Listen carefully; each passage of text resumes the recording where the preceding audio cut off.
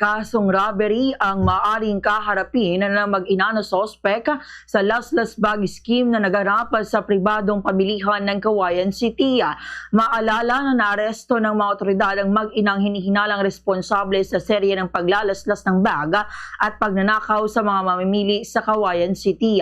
Sa panayam ng Bombo Radio Cauayan kay Police Lieutenant Colonel Jerry Castillo, Officer in Charge at Chief ng Cauayan City Police Station, sinabi nitong naaresto ang dalawang sospek bandang umaga noong unang araw ng Hulyo sa vegetable section ng Cauayan City Public Market.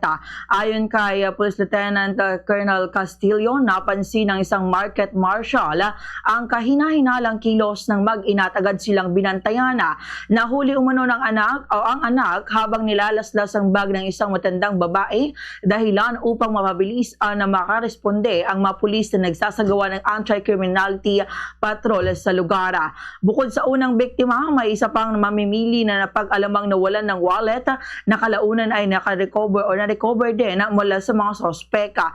Sa mas malalim pa na investigasyon, lumabas sa PNP Crime Database na ang mag-ina ng mga residente ng San Jose Nueva Ecija ay pawang may mahahabang record na ng pagkakasangkot sa mga kasong robbery at theft sa Regions 1, 2 at 3. Ayon naman sa pulisya, ang 40 years old na anak ay nakaharap sa 13 kaso, habang ang kanyang ina naman ay may 3 naunang kaso.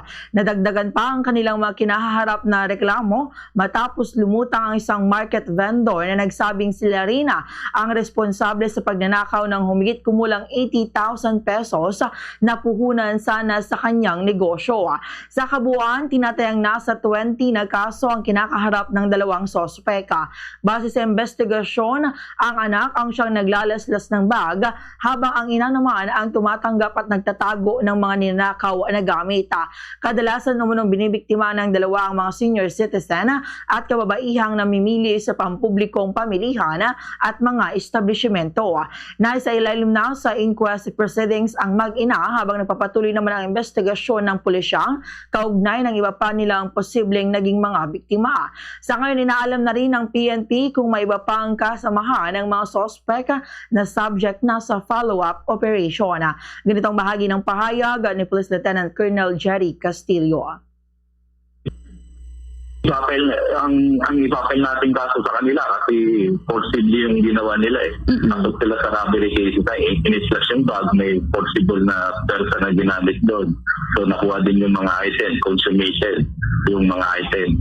Okay, yan ipapel namin. So depende sa appreciation natin piskalya kung ida-downgrade yung kaso. So yun yung ipapel.